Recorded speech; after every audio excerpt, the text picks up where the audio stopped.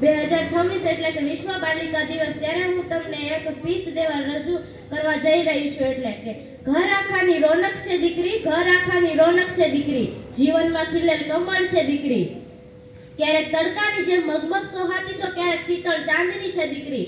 તો કેમ પ્રતિબંધ તેના જન્મવા સામે, આપણી આવતીકાલ જ છે દીકરી. પણ હજુ પણ આપણા સમાજમાં દીકરીઓને જેટલું માન સન્માન મળવું જોઈએ હજુ પણ મળતું નથી, કારણ કે તેઓને હજુ પણ મહત્વમાં આપવામાં આવતું નથી.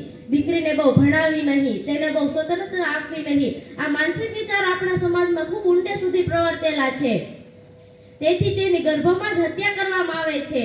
દીકરી તો હજુ બિચારી બહાર પણ નથી નીકળી, છતાં પણ તેની ગર્ભમાં હત્યા કરવામાં આવે છે. જો તમે તેને પોતાના હક આપો, તેને પોતાની સ્વતંત્રતા આપો, તો એ દીકરાથી પણ વિશેષ ખીલી ઉઠે છે. દીકરો તો ભાગ્યથી હોય છે, પણ એક દીકરી સૌભાગ્યથી હોય છે. આ હજુ આપણા સમાજમાં અમુક સમાજ સુધરેલા છે, પરંતુ હજુ અમુક સમાજમાં પણ દીકરીઓને મહત્વમાં આપવામાં આવતું નથી. હાલ આપણા દેશમાં પુરુષોની સરખામણીએ સ્ત્રીઓની સરખામણી ઘટતી જવી બહુ મોટું ચિંતાનું કારણ છે, કારણ કે દીકરીને બહુ સ્વતંત્રતા નથી આપતા, તેને ભણવા નથી દેતા.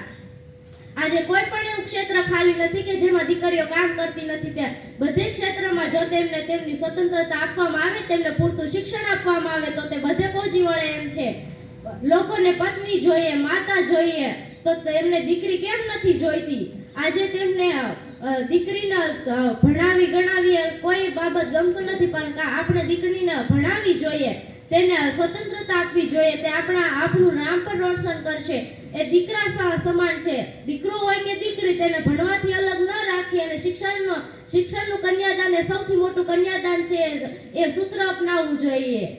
પોતાના ઘરમાં દીવો કરે એને દીકરો કહેવાય, પણ બીજાના ઘરમાં જઈને એક જ્ઞાનરૂપી પ્રકાશ ફેલાવે એને દીકરી કહેવાય.